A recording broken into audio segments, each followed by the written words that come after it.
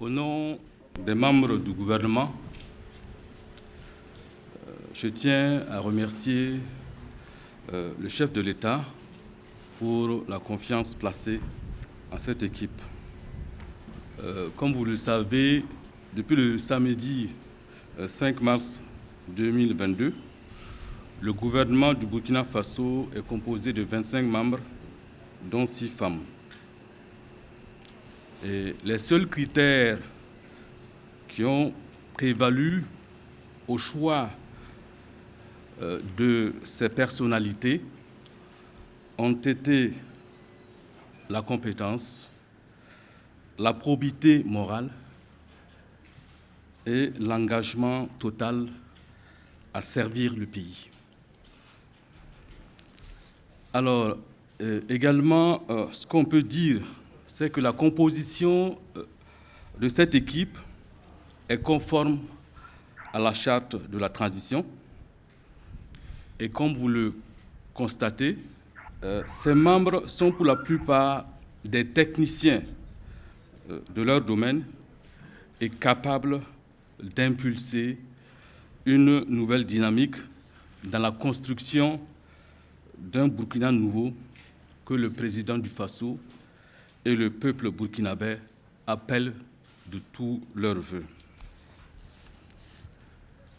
Et cette équipe va travailler conformément aux orientations et aux priorités telles que définies par le chef de l'État, de même qu'à celles de la charte et de l'agenda de la transition.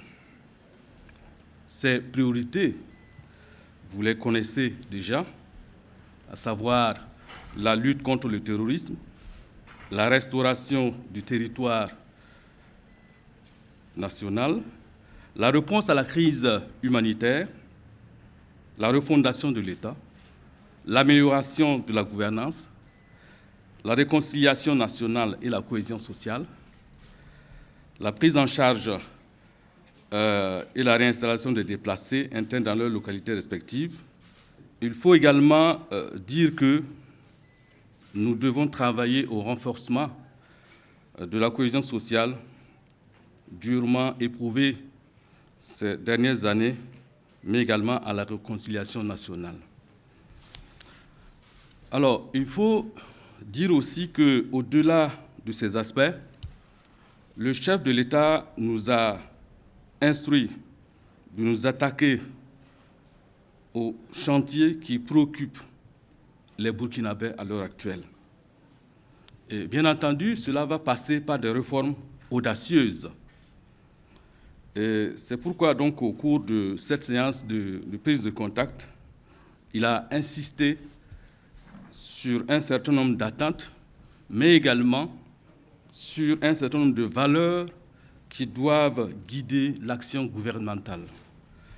Il s'agit de l'intégrité, de la loyauté, de la rigueur, de la solidarité, de la collégialité et de l'exemplarité. Il a insisté également sur la nécessité de se départir d'un certain nombre de pratiques qu'on a vues dans les gouvernements passés, mais également de s'inspirer aussi des bonnes pratiques aussi de certains gouvernements également. Alors, il a insisté surtout sur la nécessité de la réduction du train de vie de l'État à travers donc la suppression de certaines activités non essentielles et une utilisation rationnelle des ressources de l'État. Nous avons, mon équipe et moi, pris l'engagement devant le chef de l'État de travailler avec abnégation à soulager les souffrances des populations et de restaurer notre pays dans ses limites territoriales. C'est pourquoi j'appelle l'ensemble des Burkinabés de tous bords à soutenir le nouveau gouvernement dans ces moments difficiles que traverse notre pays et dans la mise en œuvre de cette vision de rupture que le président du Faso veut impulser à la gouvernance d'ensemble. Je voudrais saisir cette occasion pour rendre hommage à l'ensemble des forces de défense et de sécurité engagées dans la lutte contre le terrorisme et à toutes les victimes du terrorisme. La situation est certes difficile, mais pas hors de portée pour peu que nous ayons un sursaut patriotique pour mener ce seul combat qui vaille, qui est de sauver ce pays que nous ont légué nos ancêtres. Avant de terminer, et comme nous sommes à la veille de la journée internationale des droits des femmes, donc le 8 mars, comme on l'appelle communément, je souhaite une très bonne fête à toutes les vaillantes femmes du Burkina Faso. Je vous remercie.